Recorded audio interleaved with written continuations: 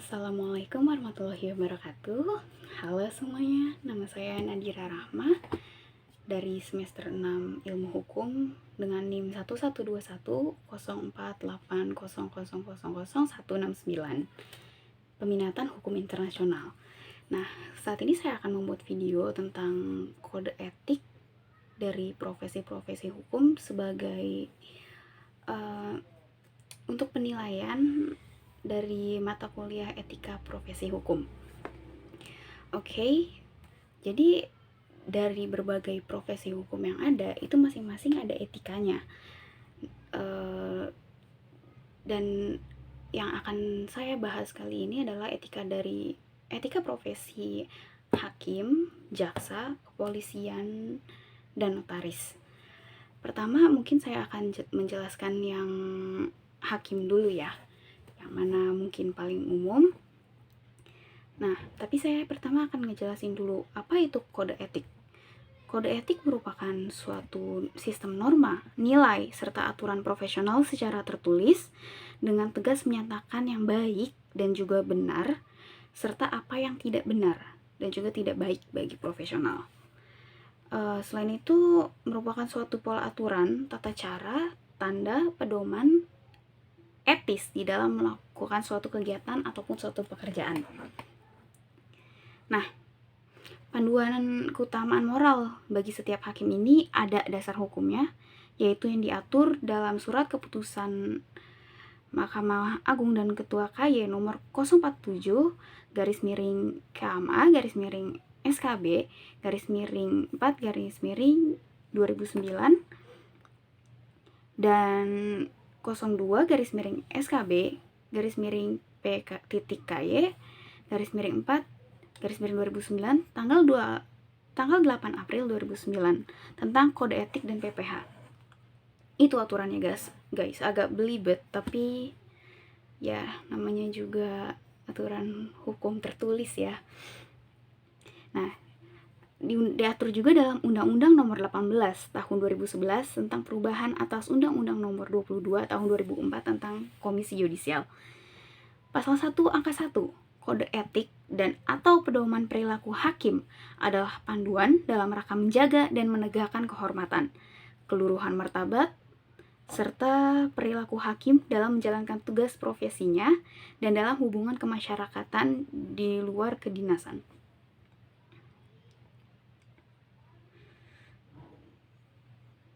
Nah, kalau di peraturan internasionalnya itu ada juga Bangalore Principles of Judicial Conduct yang juga adalah kode etik hakim sedunia, yang mana di seluruh dunia itu mengacu pada Bangalore Principles of Judicial Conduct ini, yang dilakukan sebuah konferensi di Bangalore pada tahun 2001. Di dalam Bangalore Principles ini ada prinsip-prinsipnya. Yang pertama, prinsip kemandirian, prinsip tidak memihak. Yang ketiga, prinsip integritas. Keempat, prinsip kesopanan. Kelima, prinsip kesamaan. Dan keenam, kecakapan dan ketekunan. Itu prinsip-prinsip inti dari Bangalore Principles. Ya, terus ada juga Maklumat KMA nomor 1 tahun 2017 yang mana latar belakangnya itu yang mana langkah inovatif yang dilakukan EMA terhadap Maklumat KMA nomor 1 tahun 2017 tersebut adalah mystery shopper, tanggung jawab atasan, pemimpin role model atau teladan, bantuan hukum, dan juga cek integritas. Isi maklumatnya ini, yang pertama, memahami dan memastikan terlaksananya kebijakan MA, khususnya di bidang pengawasan dan pembinaan yang dilakukan secara berkala dan terus-menerus oleh MA dan badan peradilan di bawahnya. Kenapa sih masih banyak pelanggaran terhadap KEPPH atau kode etik dalam dan peran hakim dalam penegakan hukum? Ya, kenapa masih banyak pelanggarannya? Jadi ada beberapa kemungkinannya.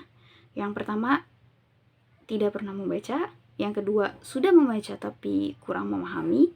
Yang ketiga, sudah membaca dan memahami tapi belum dipedomani. Yang keempat, dipedomani karena takut terhadap sanksi. Yang kelima, dipedomani karena mempunyai kebahagiaan tersendiri.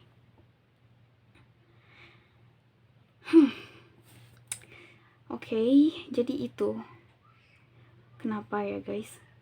Nah, ada juga prinsip-prinsip dasar panduan kode etik dan PPH.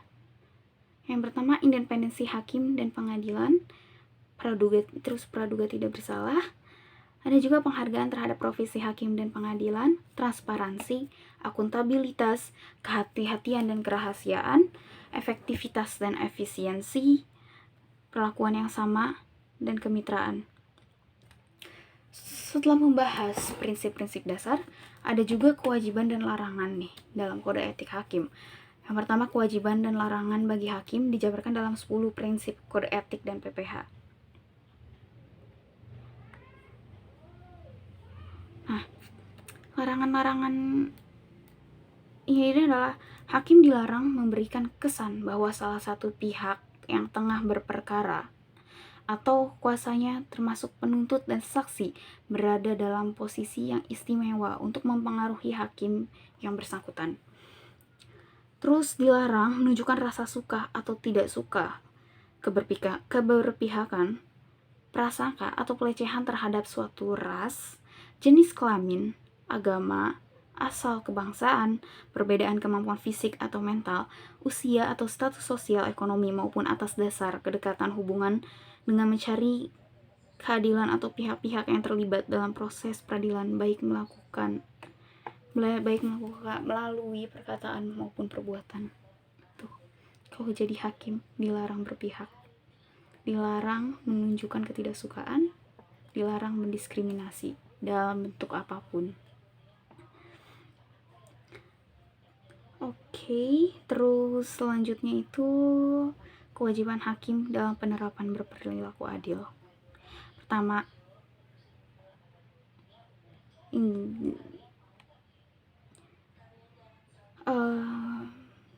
hakim wajib melaksanakan tugas-tugas hukumnya dengan menghormati asas praduga tidak bersalah tanpa mengharapkan imbalan. Terus hakim wajib tidak memihak. Hakim wajib menghindari hal-hal yang dapat mengakibatkan pencabutan haknya untuk mengadili perkara yang bersangkutan. Alias kalau jadi hakim jangan neko-neko guys. Terus hakim dalam suatu proses persidangan wajib meminta kepada semua pihak yang terlibat proses persidangan untuk tidak menunjukkan rasa suka atau tidak suka kepada suatu golongan tertentu. Terus hakim harus memberikan keadilan kepada semua pihak yang berperkara. Jelas. Terus hakim harus memberikan kesempatan yang sama kepada setiap orang, khususnya pencari keadilan atau kuasanya yang mempunyai kepentingan dalam suatu proses hukum di pengadilan. Same chance for everyone. Terus contoh pelanggaran penerapan adalah nih, contoh-contoh pelanggaran penerapan. Di dalam persidangan, hakim bertanya dengan menggunakan kalimat seperti, kenapa kamu mencuri? Di mana kamu mencuri? Terus hakim menyatakan kepada salah satu pihak, perkara Anda sulit dimenangkan. Hakim tidak boleh melakukan itu. Bayangkan mencari keadilan, tapi mentalnya dijatuhkan sama hakim yang seharusnya berlaku adil. Terus penjatuhan hukuman dalam perkara. Terus atau hakim meminta bantuan panitera atau pegawai pengadilan untuk menghubungi para pihak untuk kepentingan tertentu. Oh, kalau ini nih salah satu perilaku adilnya. Kalau yang tadi saya sebutkan sebelum-sebelumnya itu adalah sesuatu yang tidak boleh dilakukan hakim.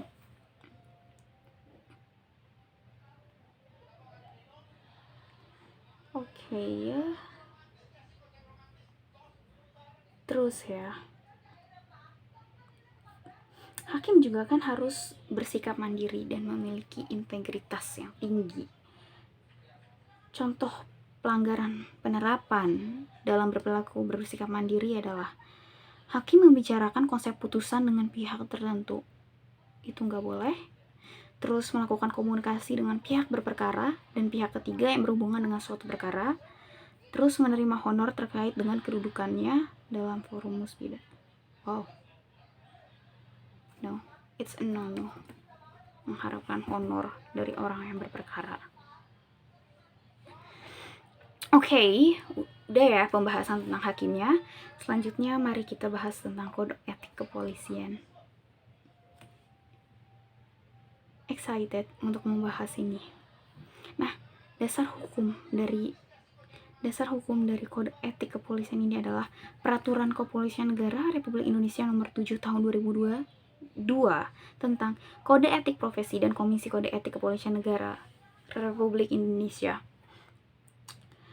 Oke, pertimbangan bahwa setiap pejabat kepolisian negara Republik Indonesia dalam melaksanakan tugas dan kewenangannya harus dapat mencerminkan kepribadian Bayangkara secara seutuhnya, menghayati dan menjiwai etika profesi kepolisian yang tercermin pada sikap dan perilakunya dalam kode etik profesi kepolisian.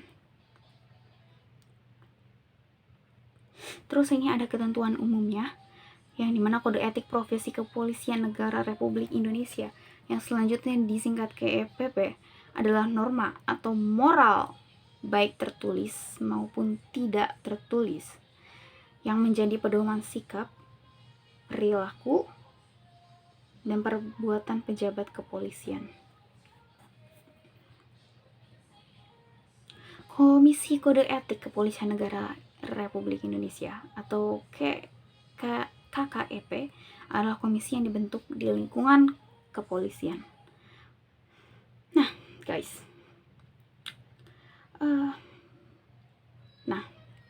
Jadi dalam KEPP ini ada etika kemasyarakatan. Yang mana etika kemasyarakatan ini adalah norma-norma yang memuat pedoman bersikap dan berperilaku setiap pejabat Polri dalam hubungannya dengan pelaksanaan tugas, wewenang, dan tanggung jawab kewajiban hukum dan penggunaan kewenangan profesi Polri yang berhubungan dengan masyarakat. Nah, setiap pejabat Polri dalam etika kenegaraan wajib 1. Setia kepada NKRI yang berdasarkan Pancasila dan Undang-Undang Dasar Negara Republik Indonesia tahun 1945, dan 2. Menjaga keamanan dalam negeri. Lagi, menjaga keamanan dalam negeri yang meliputi terpeliharanya keamanan dan ketertiban masyarakat. Terus selanjutnya sebentar, this is something complicated, jadi harus pelan-pelan membahasnya ya. Dilarang menerima imbalan dalam proses seleksi penerimaan anggota Polri maupun pendidikan pengembangan dan menawarkan atau menjanjikan kelulusan kepada peserta seleksi penerimaan anggota Polri maupun pendidikan pengembangan. Polri, please take a note on that. Terus pasal 60 ayat 1 dalam sidang KKEP.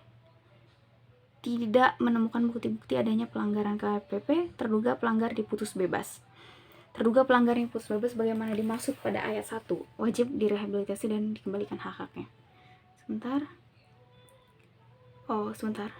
Ini tuh membahas tentang larangan dalam melaksanakan tugas, penerimaan anggota Polri, dan seleksi pendidikan pengembangan. Jadi yang saya sebut barusan itu masih lanjutan dari sebelumnya tentang penerimaan anggota Polri. Ini terus ada juga sanksi-sanksi administratif untuk anggota-anggota Polri yang melakukan pelanggaran, baik pelanggaran kemasyarakatan atau pelanggaran dalam seleksi penerimaan dan pelanggaran-pelanggaran lainnya. Ada sanksi administratif berupa 1. Mutasi bersifat demosi, 2. Penundaan kenaikan pangkat, dan 3. Penundaan pendidikan. yang mana 30 hari kerja sejak diterimanya salinan keputusan KKEP yang bersifat final dan mengikat dari sekretariat. Oke, itu aja penjelasan singkat tentang kode etik Polri. Selanjutnya saya akan membahas kode etik jaksa. Kode etik jaksa. Interesting. Dasar hukum dari kode etik jaksa. Peraturan Jaksa Agung Republik Indonesia nomor PER strip 014 garis miring A garis miring JA garis miring 11 garis miring 2012 tentang kode perilaku jaksa. Oke, saya lakukan penjelasan umum dulu ya. Jaksa adalah pejabat fungsional yang diberi wewenang oleh undang-undang untuk bertindak sebagai penuntut umum dan pelaksana putusan pengadilan yang memperoleh kekuatan hukum terhadap serta wewenang lain berdasarkan undang-undang. Profesi jaksa adalah tugas dan wewenang yang bersifat keahlian teknis dalam organisasi kejaksaan di bidang pidana, perdata, dan tata usaha negara, di bidang ketertiban dan ketentraman umum dan tugas-tugas lain berdasarkan undang-undang. Kode perilaku jaksa adalah serangkaian norma penjabaran dari kode etik jaksa sebagai pedoman keutamaan mengatur perilaku jaksa baik dalam menjalankan tugas profesinya, menjaga kehormatan dan martabat profesinya, maupun dalam melakukan hubungan kemasyarakatan di luar kedinasan. Oke, ada beberapa kewajiban-kewajiban jaksa. Yang pertama, kewajiban jaksa kepada negara, yaitu bertindak berdasarkan peraturan perundang-undangan yang berlaku, mengindahkan norma agama, kesopanan, kesusilaan, yang hidup dalam masyarakat yang menjunjung tinggi hak asasi manusia, dan melaporkan dengan segera kepada pimpinannya apabila mengetahui hal yang dapat membahayakan atau merugikan negara. Fun fact guys, jadi dalam tingkat internasional, yang menjadi pengacara atau kuasa hukum dari negara adalah jaksa di tingkat internasional. Terus, kewajiban jaksa kepada institusi, yaitu menerapkan doktrin Trikrama Adiaksa dalam melaksanakan tugas dan wewenangnya, menjunjung tinggi sumpah dan atau janji jabatan jaksa, menjalankan tugas sesuai dengan visi dan misi Kejaksaan Republik Indonesia, melaksanakan tugas sesuai peraturan kedinasan dan jenjang kewenangan, dan menampilkan sikap kepemimpinan melalui ketauladanan, keadilan, ketulusan, dan kewibawaan. Kewajiban jaksa kepada profesi jaksa, menjunjung tinggi kehormatan dan martabat profesi dalam melaksanakan tugas dan kewenangannya dengan integritas, profesional, mandiri, jujur, dan adil. Terus, simak ini baik-baik. Kewajiban jaksa kepada masyarakat, memberikan pelayanan prima dengan menjunjung tinggi supremasi hukum dan hak asasi manusia, dan menerapkan pola hidup sesuai dengan nilai-nilai yang berlaku dalam masyarakat. Oke. Jadi jaksa dalam melaksanakan tugas profesi jaksa ini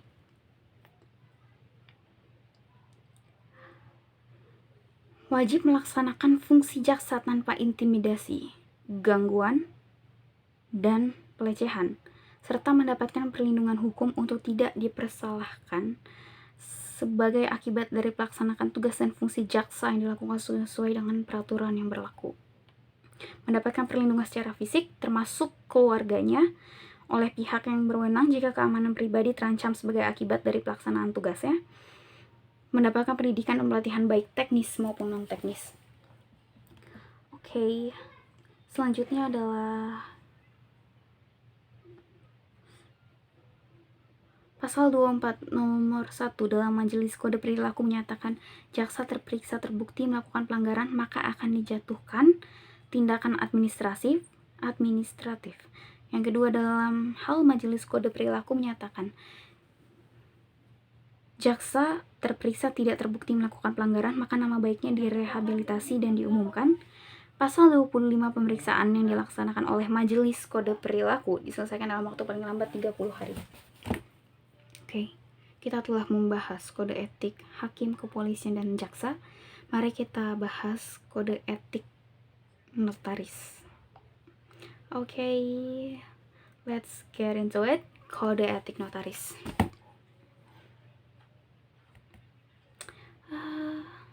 Ladies and gentlemen, ketentuan umum dari kode etik yang dimaksud adalah Ikatan Notaris Indonesia atau INI adalah perkumpulan organisasi bagi para notaris, berdiri semenjak tanggal 11 Juli 1908, diakui sebagai badan hukum atau Rechtsperson berdasarkan Governmentsbesluit atau penetapan pemerintah pada tanggal 5 September 1908 nomor 9. Oh, jadi dibanding kode etik sebelumnya, kode etik notaris ini ada paling lama, yaitu INI sendiri ini berdiri tahun 1908, udah lebih dari 1 abad. Kode etik notaris ini mengandung kaidah moral yang ditentukan oleh Perkumpulan Ikatan Notaris Indonesia berdasarkan keputusan Kongres perkumpulan dan atau ditentukan oleh dan diatur dalam peraturan perundang-undangan yang mengatur tentang hal itu dan berlaku bagi setiap notaris serta wajib ditaati. Nah, jadi INI ini terdiri dari Dewan Kehormatan Pusat, itu yang tertinggi dalam hierarki Ikatan Notaris Indonesia. Terus ada Dewan Kehormatan Wilayah, ada Dewan Kehormatan Daerah. Nah, ruang lingkup kode etik notaris ini yang pertama adalah kode etik ini berlaku bagi seluruh anggota perkumpulan maupun orang lain yang memangku dan menjalankan jabatan notaris, baik dalam pelaksanaan jabatan maupun dalam kehidupan sehari-hari. Ada kewajiban, larangan, dan pengecualian. Nah, notaris dan orang lain yang memangku dan menjalankan jabatan notaris wajib memiliki moral, akhlak, serta kepribadian yang baik, menghormati dan menjunjung tinggi harkat dan martabat notaris, menjaga dan menghormati kehormatan perkumpulan, bertindak jujur, mandiri, dan tidak berpihak. Terus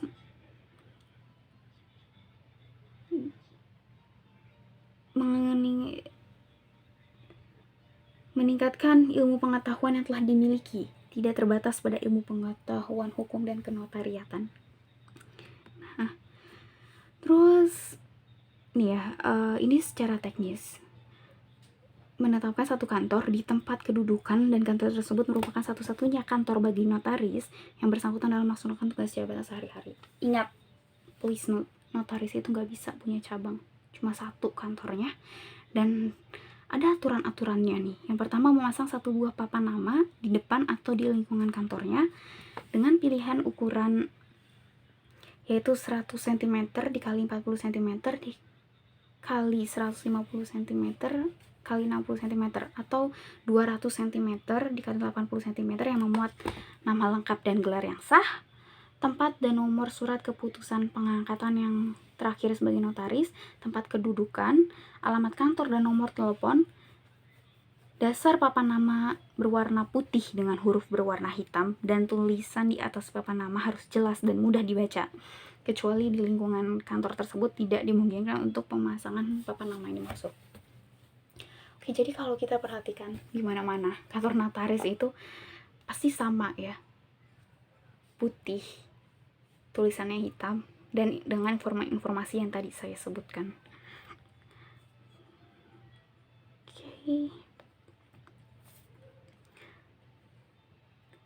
Oke, terus ada larangan-larangannya. Notaris dan orang lain yang memangku dan menjalankan jabatan notaris dilarang melakukan publikasi atau promosi diri, baik sendiri maupun secara bersama-sama dengan mencantumkan nama dan jabatannya menggunakan sarana media cetak dan alat elektronik berbentuk iklan, ucapan selamat, ucapan bela sungkawa, ucapan terima kasih, kegiatan pemasaran, kegiatan sponsor baik dalam bidang sosial, keagamaan maupun olahraga. Oke, jadi kalau jadi notaris itu nggak boleh sembarangan nyebarin informasi ngiklan tentang jasa notarisnya dia. Jadi satu-satunya media promosi notaris itu adalah dari mulut ke mulut gitu promosinya, nggak boleh disebarluaskan. Nah terus hal-hal di bawah ini merupakan pengecualian oleh karena itu tidak termasuk pelanggaran, yaitu ini pengecualiannya adalah memberikan ucapan selamat, ucapan berduka cita dengan mempergunakan kartu ucapan, surat, karangan, bunga ataupun media lainnya dengan tidak mencantumkan notaris tetapi hanya nama saja. Jadi kalau misalnya mau memberi kartu ucapan bela sungkawa atau apapun itu boleh, tapi hanya dengan nama tanpa embel-embel notaris. Oke, terus ada juga pemuatan nama dan alamat notaris dalam buku panduan nomor telepon, faks yang diterbitkan secara resmi oleh PT Telkom dan atau instansi-instansi dan lembaga-lembaga resmi lainnya. Terus nih ya, memasang satu tanda penunjuk jalan dengan ukuran tidak melebihi 20 x 50 cm, dasar berwarna putih, huruf berwarna hitam, tanpa mencantumkan nama notaris serta dipasang dalam radius maksimum 100 meter dari kantor notaris. Oke, jadi yang boleh dipasang itu selain tadi papan nama kantor adalah penunjuk arah, dan itu cuma boleh satu. Oke, itu aja guys pembahasan saya tentang kode etik hakim, kepolisian, jaksa, dan notaris.